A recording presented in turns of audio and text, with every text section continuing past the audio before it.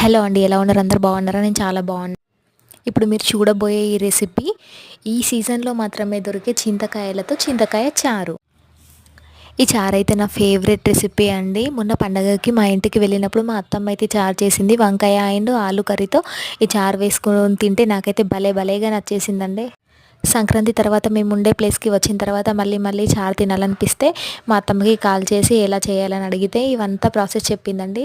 చారు అప్పుడు ఎలా కుదిరిందో సంక్రాంతికి ఇప్పుడు కూడా అదే టేస్ట్తో వచ్చిందండి. చాలా బాగుంది. ఎప్పుడు దొరకవు కదండి, దొరికినప్పుడే అన్నీ తినేసేయాలి. ఈ సీజన్లో మాత్రమే దొరుకుతాయి కాబట్టి ఈ సీజన్లో మాత్రమే చారు చేసుకోగలము. కాబట్టి మీరు కూడా ఒకసారి ట్రై చేయండి. చాలా టేస్టీగా ఉందండి. నాకైతే చారు పోపు ఉంటుంది కదా, అది మాడిపోతేనే ఇష్టం అండి. చాలా బాగుంటుంది.